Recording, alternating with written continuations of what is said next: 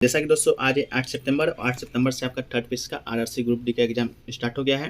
तो 8 सितंबर second shift का आपका एग्जाम खत्म हो गया है। तो जिन लोगों का एग्जाम था आशा करते हैं कि अच्छा गया होगा। तो आज की इस वीडियो में 8 सितंबर सेकंड शिफ्ट में पूछे गए जीके, साइंस और करंट अफेयर्स के अधिकतम रियल प्रश्न मिल गए। तो उन सभी प्रश्नों को देखने का प्रयास करेंगे। प्रश्न दोस्तों आपका 100% रियल एंड ऑथेंटिक प्रश्न है। इस वीडियो का अगर पीडीएफ चाहिए तो आप हमें व्हाट्सएप मैसेज कर सकते हैं पीडीएफ लिख कर। और जो चैनल पर नए हैं चैनल को सब्सक्राइब कर लीजिएगा, नोटिफिकेशन बेल को भी ऑन कर लीजिएगा। तो चलिए शुरू करते हैं। पहला जो प्रश्न देखने को मिला है दोस्तों आपका 2015 के ईस्वी से पूछा गया था। ये तो स्टैटिस्टिक्स जीके का आपका प्रश्न बन जाता है कि 2015 का स्कॉटहोम पुरस्कार किसे दिया गया है। प्रश्न आपका इस टाइप का नहीं था। प्रश्न आपका था कि 2015 में स्कॉटहोम में जो आपका आयोजन किया गया था पुरस्कार से किस व्यक्ति को वाटरमैन कहा गया है। तो प्रश्न कोई हुई आंसर आपका मिलना चाहिए। तो 20 मार्च 2015 को भारत के प्रसिद्ध पर्यावरणविद राजेंद्र सिंह को प्रतिष्ठित स्कॉटहोम वाटर प्राइज दिए जाने की घोषणा की गई है। तो आपका राजेंद्र सिंह बिल्कुल राइट आंसर था। वाटरमैन के नाम से मशहूर राजेंद्र सिंह इस पुरस्कार पाने वाले चौथे भारतीय होंगे।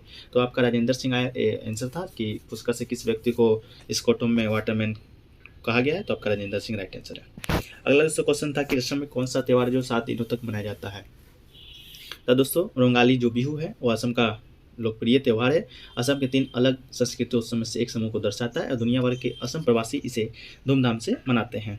यद्यपि ये संस्कार प्रथाओं को उनके मूल मानते हैं, हालांकि उन लोगों को निश्चित शरीर सुविधा को अपना लिया है जो हाल ही में दशकों सरी लोकप्रिय त्यौहार बन गया है। उनमें से 1 अप्रैल में मनाया जाने वाला समिया नववर्ष भी शामिल है। तो दोस्तों आपका जो सही आंसर था रोंगाली बिहू आपका बिल्कुल राइट आंसर था। असम में 7 दिनों तक वही त्यौहार आपका मनाया जाता है। इसके अलावा दोस्तों आपसे पूछा गया था मंगलयान का चित्र कितने रुपए के नोट पर है। तो आप सामने देख सकते हैं मंगलयान का जो चित्र आप देख रहे हैं वो आपका 2000 के नोट पर है। तो जो हाल ही में जब आपका नोटबंदी हुआ था उसका नोट बंद हुआ था तो 500 और 1000 का उसका 2000 का नोट आपका लाया गया था। तो उस पर दोस्तों मंगलयान का आपका चित्र दिया गया था। तो 2000 का नोट आपका बिल्कुल राइट आंसर हो जाएगा। अगला क्वेश्चन पूछा गया था दोस्तों जगन्नाथ जो मंदिर है वो कहाँ पर स्थित है। तो क्वेश्चन तो इतना ईजी नहीं आया होगा, लेकिन आपका जो आंसर होगा वो आपका पुरी होगा राइट आंसर, जो कि उड़ीसा में पड़ता है। पुरी का श्री जगन्नाथ मंदिर एक हिंदू मंदिर है जो भगवान जगन्नाथ को समर्पित है। यह भारत के उड़ीसा राज्य के तटवर्ती सरी पुरी में स्थित है। जगन्नाथ मंदिर शब्द का अर्थ जगत के स्वामी होता है। इनकी नगरी जगन्नाथपुरी या पुरी कहलाता है। इस मंदिर को हिंदुओं को 4 धाम में से एक गिना जाता है। तो जगन्नाथ मंदिर आपका कहाँ है, तो उड़ीसा पुरी में स्थित है।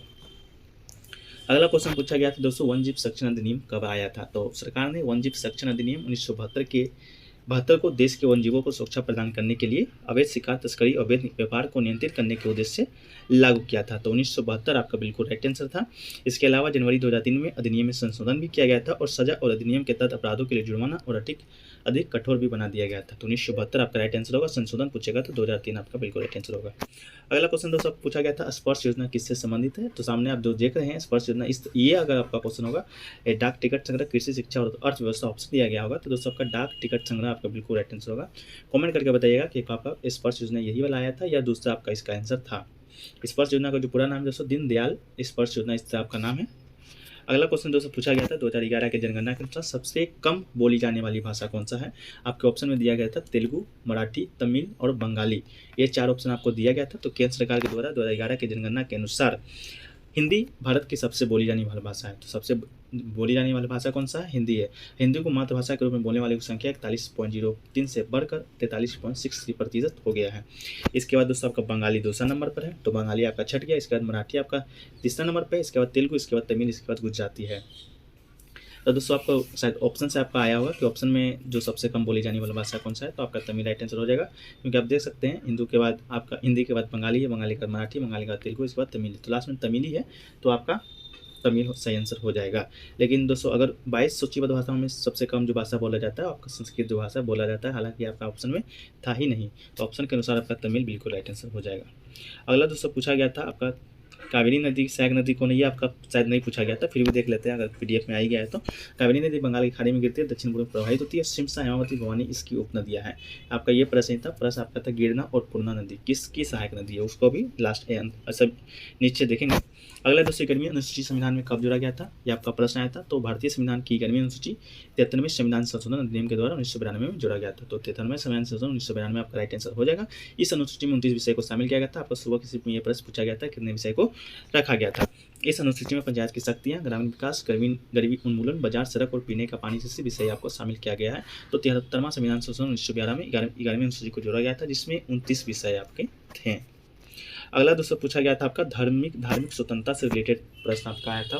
प्रश्न आपका अलग टाइप का आया था, लेकिन शायद बहुत लोगों का कहना है कि धार्मिक स्वतंत्रता से रिलेटेड ही प्रश्न है। तो आपका अनुच्छेद 25 से अनुच्छेद 28 आपका धार्मिक स्वतंत्रता प्रदान करता है भारतीय संविधान का, किंतु ये समस्त नागरिकों को किसी भी धर्म में विश्वास रखने तथा अपनी पसंद के अनुसार उपासना करने की पूर्ण स्वतंत्रता प्रदान करता है। यह स्वतंत्रता संविधान के द्वारा धर्म की स्वतंत्रता के मौलिक अधिकार अनुच्छेद 25 से 28 के अंतर्गत प्रदान की गया था।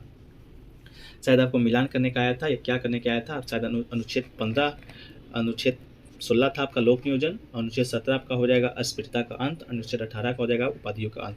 तो जिस तरह का भी प्रश्न आया होगा आप अपना मिला लीजिएगा। अगला दोस्तों आया था आइस महिला हॉकी 2022 का आयोजन कहाँ किया गया था। तो आइस महिला हॉकी 2022 का जो आयोजन है वो आपका हिमाचल प्रदेश के लाहौल स्पीति के काजा आइस रिंग के नाम से एक उपलब्धि जुड़ने जा रही है।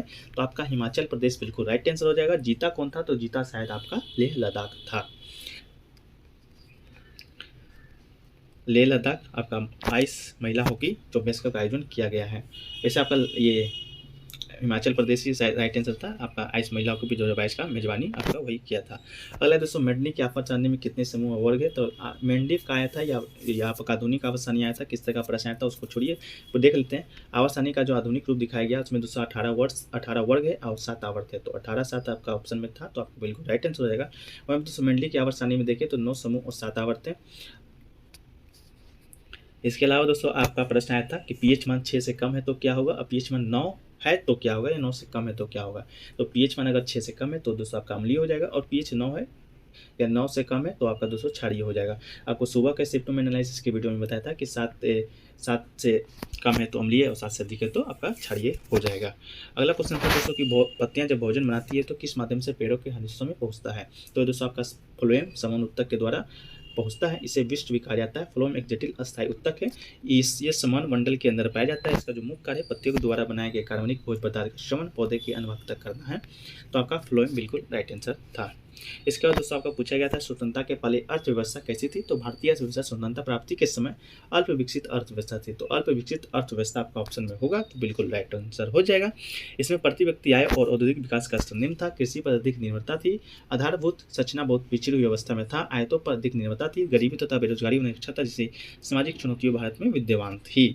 अगर दोस्तों पूछा गया था न्यूलैंड के अष्टक नियम में कितने तत्व हैं। तो यह पाया गया कि अष्टक का जो नियम है केवल कैल्शियम तक ही लागू था, क्योंकि कैल्शियम के बाद प्रत्येक 8वें तत्व में पहले के समान गुण नहीं थे। न्यूलैंड ने मान लिया था कि प्रकृति में केवल दोस्तों आपका कितना 56 तत्व हैं। तो आपका न्यूलैंड के नियम के अनुसार आपका सिर्फ और सिर्फ 56 तत्व ही थे। अगला दोस्तों क्वेश्चन था आपका कि कपिल देव का रिकॉर्ड किसने तोड़ा था। तो कपिल देव का रिकॉर्ड किसने तोड़ा था। आपका प्रश्न आपका थोड़ा सा और भी लॉन्ग में था कि 7वें नंबर पर आकर भारत के लिए सबसे ज़्यादा रन बनाने का रिकॉर्ड जो है कपिल देव के नाम पे था, वो किसने तोड़ा था। तो ये दोस्तों आप जडेजा आपका राइट आंसर हो जाएगा। जडेजा 7वें नंबर पर भारत के लिए सबसे ज़्यादा रन बनाने वाले बल्लेबाज बन गए। उन्होंने कपिल देव का 36 साल पुराना रिकॉर्ड तोड़ा है। और कपिल देव ने 1986 में कानपुर में श्रीलंका के खिलाफ 7वें नंबर पर आकर 163 रन बनाए थे। जडेजा ने इस मैच में अपने मैच में टेस्ट करियर का दूसरा शतक लगाया था। इसके अलावा दोस्तों कपिल शर्मा का एक और रिकॉर्ड है जो कि ऋषभ पंत के द्वारा तोड़ा गया है। तो ऋषभ पंत ने भारत के टेस्ट क्रिकेट में सबसे तेज अर्धशतक जलने का रिकॉर्ड कपिल देव का रिकॉर्ड को तोड़ दिया है। तो ये आपका अगले सिर्फ में आ सकता है, हालांकि ये आपका राइट आंसर रविंद्र जडेजा था। अगला पूछा गया था दोस्तों सरस्वती सम्मान 2021 किसे दिया गया है। तो इसको आपको रामदर्श मिश्र जी को दिया गया है। इसके अलावा पंचायती राज दिवस भी शायद आपका आया था, शायद में अगर आया होगा तो ठीक है, नहीं आया होगा तो नॉलेज लेने में क्या है। तो पंचायती राज दिवस आपका 24 अप्रैल को मनाया जाता है। इसके बाद दोस्तों पूछा गया था पुष्प में मादा जनन अंग क्या है। तो अर्णव या काटिल दोस्तों इसका राइट आंसर होगा पुष्प में मादा जनन अंग।